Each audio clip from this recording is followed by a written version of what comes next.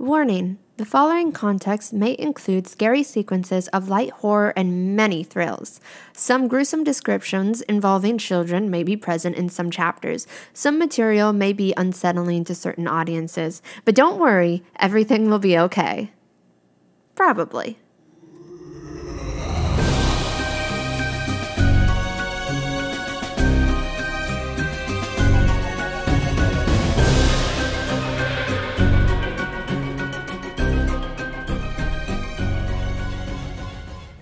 Chapter 31. The End. Danny's Perspective. By the time we make it back to the ghost trail, the moon is already over the trees. I had to hold Connor up so he could walk for the last mile. He's in pretty rough shape. It makes me nervous for when we inevitably encounter another creature again. Dixie's leg seems to be close to normal, and Tori's arm is holding up. For just a moment, I feel guilty that I don't have any injuries. Like, it means I haven't been helping enough. But then again, it helps to have someone in good health to keep us going. The entrance is just as we left it, but there's no Kiri or Martha. What do we do? Tori asks, stepping closer into the path to look for them. Martha! Kiri! She hollers, but there's no response. She turns around, looking up at me. The forest bends and folds with the wind, making it a touch scarier, as if it needed any help. I say we wait a few more minutes, Dixie suggests, sitting down on the ground.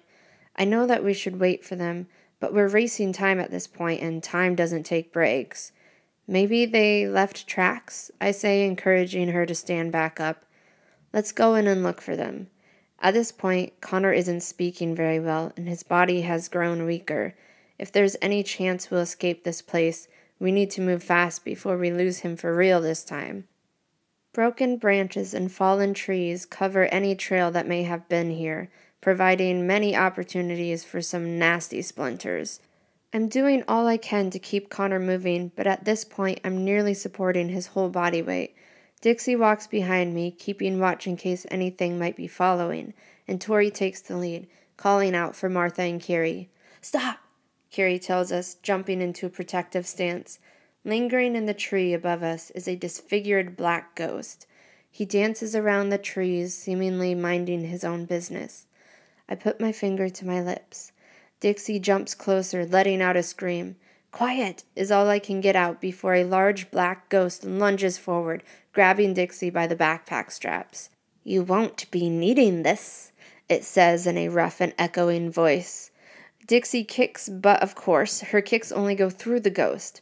Dixie! Tori shouts, running towards her, reaching out her hands, as the ghost drags her further into the forest.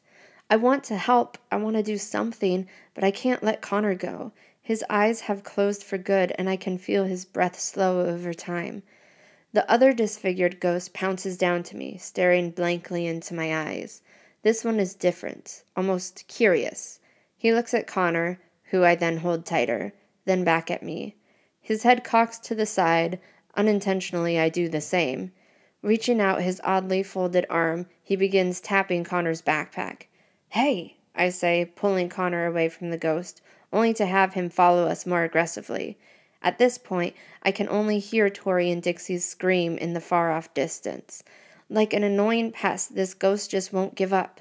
Continually, he grabs at our backpacks, tugging on our shirts, but he's not violent, at least not yet. Tori's perspective. Twigs and branches scratch my face as I run after Dixie. The ghost hasn't let go, and I suppose he won't anytime soon, as I'd assume they don't need a break. Sammy zooms up behind me, crashing into the black ghost. Able to influence his body, Sammy knocks Dixie out of his grasp, and she stumbles to the ground. Dixie! I yell, helping her back to her feet. She takes a deep breath and blows it out violently. I'm so sick of this place. Sammy wrestles back and forth with the unfriendly ghost. She seems to be taking quite the hit, but she insists we make a run for it. I'll catch up with you later, she says, while her face gets knocked into a tree as the other ghost jumps at her. Go back to Danny, she shouts at us, once again pushing the other ghost further away from us. What's happening? Dixie asks, readjusting her backpack, making sure she still has all her items.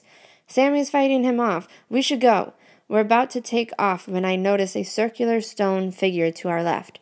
There's an opening in the trees, the moonlight shining directly on it. That must be it. I pointed out to Dixie. Sneaking around Sammy and the other ghosts, we try not to let him notice us getting closer to the wishing well. Large wolf paw prints approach the well, twist around, then head back out in a different direction. They've been here, Dixie says, glancing out to see where they must have gone. I think that's the direction of the entrance, I say, hoping I'm right. Maybe they'll find Connor and Danny and make it back here. Should we stay? Dixie looks around, seeing if anyone else is in sight. She sits on the edge of the well, holding her injured leg. It's just bruised now, but of course those can hurt really bad. Guys! Sammy pops out of the trees and I jump back, startled. Dixie then jumping back from my reaction, nearly falling in the well. He's gone. I finally fought him off. She's fought the black ghost off, I tell Dixie, and she sighs in relief. Thank you, Sammy, Dixie says, stretching her leg. The forest rumbles with the noises of more creatures that do not sound like they belong here. The more time the maze has been mixed up, the more time they've been able to travel, and something tells me they are gathering here. They know the finale is drawing near.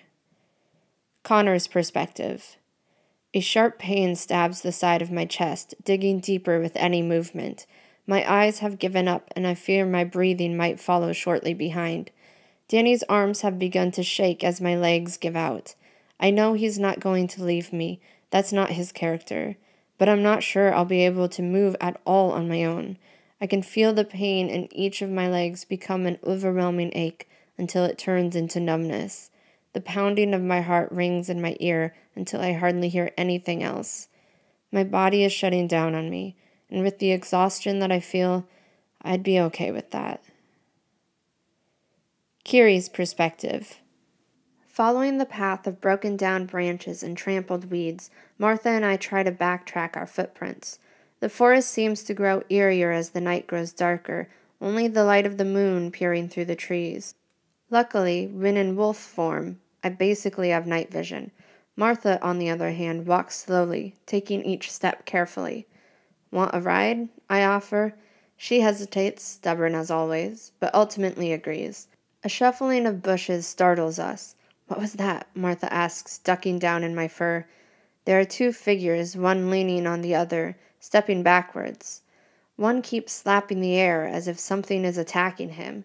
The bushes and trees are blocking my view to see what it might be.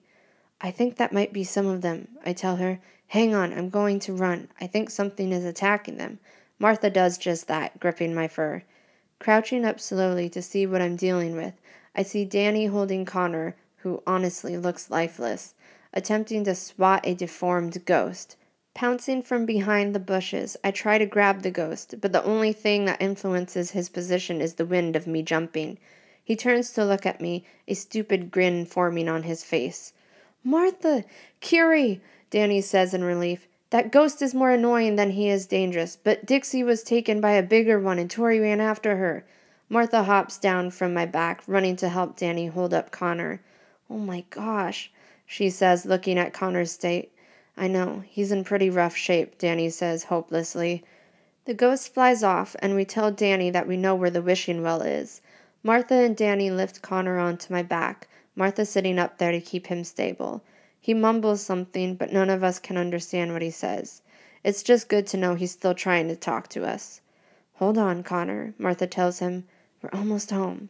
Evil laughs and hideous voices engulf the trees behind us. Danny and I turn our heads slowly, just to see that the annoying little ghost went and told his friends all about us. At least 15 other ghosts of all sizes and creatures stare at us, ready to attack. Get on, I tell Danny, crouching for him to climb. Once he's on, I take off. The swarm of ghosts chase after us, laughing and gawking at us. 3 big ghosts, clown ghosts, fly to my right, launching at Martha. It had to be clowns. She screams and ducks. Danny tries to hit them, but his hands just go through them. I do my best to look out for them, but I also have to keep my eyes peeled on where I'm running. No, Danny shouts. The backpack! Flying above me and away is a skeleton ghost carrying Danny's bag. An angered howl escapes my chest as I chase after it, picking up my speed. Bats and birds flee from the trees as I crash through them. The ghost flies in and out of the forest, holding the backpack, as if he's taunting us with it. Danny and Martha's voices indicate there's still ghosts attacking them, but hearing them means they haven't fallen off, so I keep running. Suddenly, the backpack is ripped from his grasp and flung in our direction, and the ghost goes flying, stumbling into the bushes. What just happened? I stop, picking up the backpack with my mouth and flinging it over my shoulder. Got it, Martha calls out. What happened? Danny asks. I look around, but I can't see anything. Not sure, I say, then run forward as the ghosts continue to chase us. At this point, I'm not sure where I've ran or what direction I'm in. I'm just trying to keep these pesky ghosts from taking the items. My legs grow weary and my breathing is getting heavier. As much as my strength and stamina increases as a wolf, I still have a limit. I run and run until I land in a circular clearing in the forest. A thunderous lightning bolt strikes the center of the clearing, nearly giving us all a heart attack. In a panic, the ghosts scream and fly away. Martha? Dixie walks around the corner of the well. Wait, the well! We made it back! Dixie! Martha cheers, carefully sliding down, letting Danny support Connor. The girls hug and reunite. Crouching lower to the ground, I help Danny rest Connor on the grass. His breathing has slowed down even more, but he still mumbles when we talk to him. Connor, Dixie says, kneeling by him. We're at the well. We made it. She smiles, holding back tears. Martha stands near the well, talking to Tori, explaining to each other what had happened. Sammy, Tori says excitingly, looking just over my shoulder. Thank you for getting the backpack. So it was Sammy who took out the ghost. Makes sense. I'm not sure he has much time, Danny says, looking down at Connor. Let's throw these items in the well and get home. Echoes and screams from all kinds of creatures fill the forest in every direction. The ground rumbles as they draw closer. Now would be a good time, Martha says, emptying her bag, and the others do the same. They count all the items to make sure none are missing. I think that's all, Tori says, panicking as she keeps looking out into the trees. I block the group, prepared to fight whatever might come through. Martha's perspective. Searching through the items as fast as I can, I count each stop we went to and making sure we have all the same numbers of things. Of course, the time warp place has several items, which Tori looks at them confused. How do you have my note and my dad's hat, she asks, picking them up in wonder. I'll explain later, but for now, think of them as items for the well. Let's hurry this up, guys, they're getting closer, Kiri growls. A mumbling sound comes from the ground, followed by a tug on my dress. Here, Connor barely gets out. In his hand is a large almond-shaped nut, or seed, or something. It's the candy corn seed that we needed. I got it on my way to the dead town. His arm falls to the ground and his eyes close again.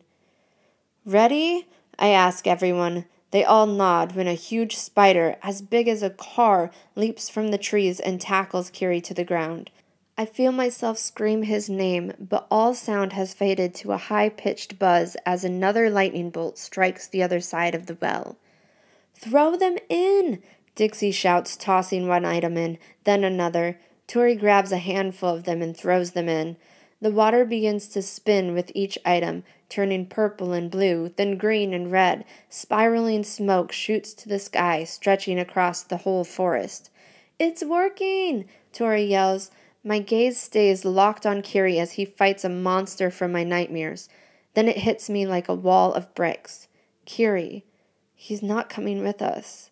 A stabbing feeling hits my chest, worse than any pain I've ever felt. The cost. This is the cost for the secret. I lose my friend.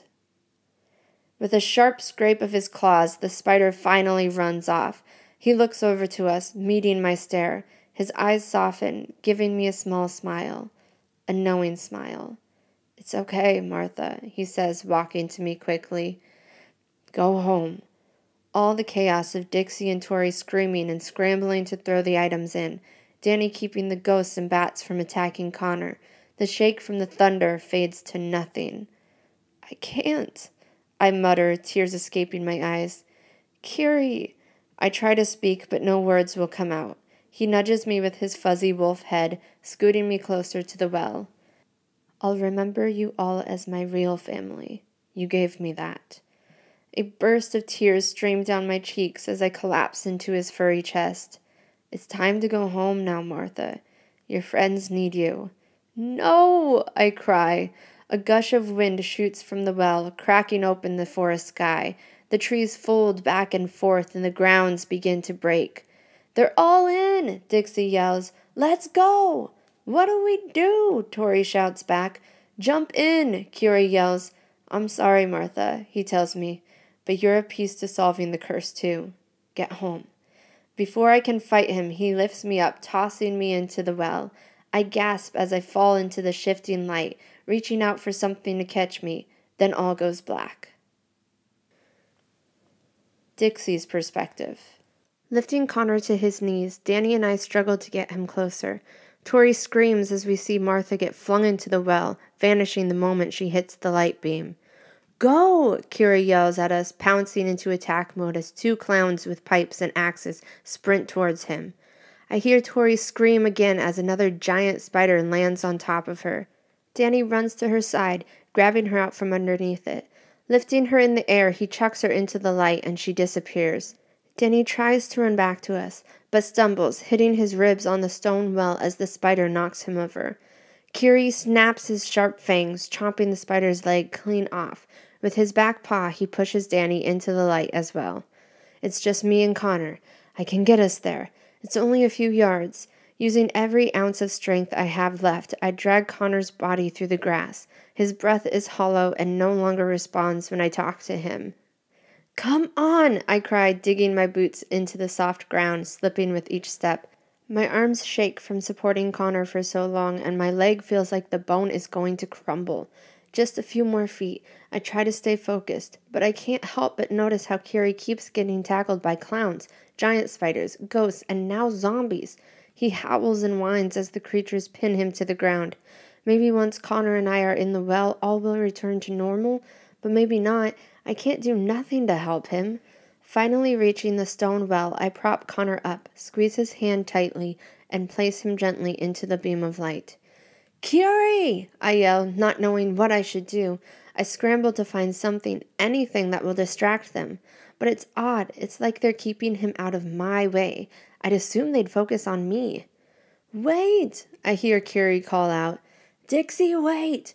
I pause, wondering what suddenly changed. What? I shout back. His voice becomes muffled as more zombies pile on him. The curse. We're not His sentence cuts out as a lightning bolt strikes just a few feet in front of me, shooting me backwards, ultimately landing me in the swirling smoke and light. My body spins and falls as flashes of blue and purple, red and green blind my vision.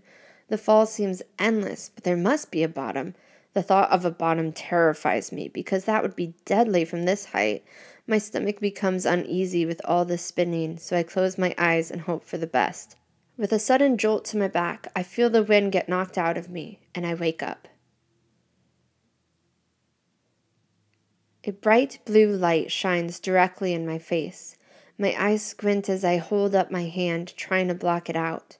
I roll to my side, jumping to my feet, though my leg can hardly support me at this point, and I prepare for whatever might come next.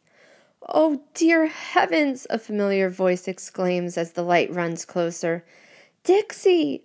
I can tell it's grandmother. I relax my stance, and she wraps me in her arms, the familiar smell of her flowers and kitchen spices lingering on her jacket. Home. We made it home. Wait. Grandmother! I stand back, looking from side to side. I'm in the cornfield, our cornfield. The stalks are brown and crispy, just like they should be in this season. Where are the rest of them? Connor and Martha? Danny and Tori? I feel my feet moving, but I'm not in control of where they're going. We found them, Grandmother tells me, grabbing my shoulders, helping me to stop pacing. It's okay, dear. It's all okay now. The following weeks were filled with joy and grief. Danny and Tori became closer, even more than they already were. They've spent most of their days at home, only leaving for school, taking time to recover and spend it with family. Tori's arm has healed for the most part, but her mama insists she still takes antibiotics for it. It's probably for the best. It's been difficult explaining to people what happened. After enough people telling us that's just not possible, we've given up and decided we'll say we all took a wrong turn and got lost, then stumbled through some trees. It was just a cornfield after all, right? People believe that our injuries came from a broken tree trunk landing on us, Connor getting the brunt of it. He's still in the hospital. I visit him every day. That's where I've spent most of my time since getting home. Well, that and physical therapy. He hasn't woken up yet. Doctors say he's alive, but his brain scans look different from anything they've ever seen. I try to stay positive, but I can't help but fear the worst, that maybe his consciousness stayed behind, trapped in that terrible curse. Tori and Danny don't like that idea, so they try to keep reminding me that doctors know best and they'll figure it out. But I know they're just scared. We all are. Martha hasn't left her house, willingly, but wants to see Connor.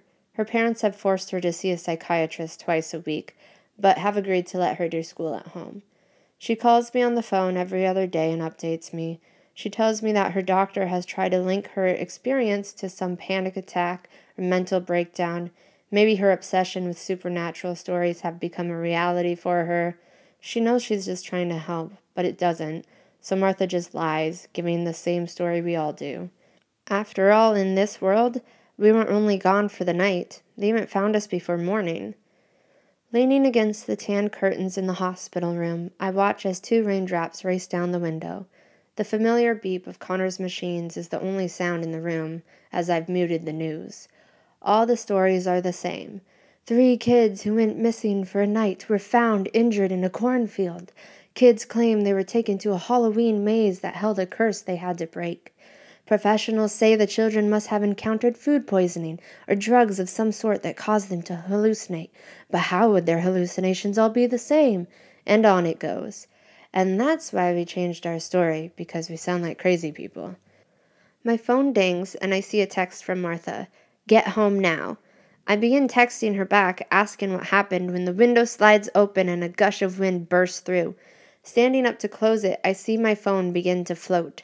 What in the world? I take a slow step forward, carefully reaching out to grab it. The phone dodges my hand and begins typing by itself. My heart quickens as I don't know what to do. I've already been through enough. Why do things have to keep happening? The phone reaches back out, as if handing itself to me. I see that it texted a message. With a shaky hand, I grab the phone and read it. We didn't end the curse. We brought it here.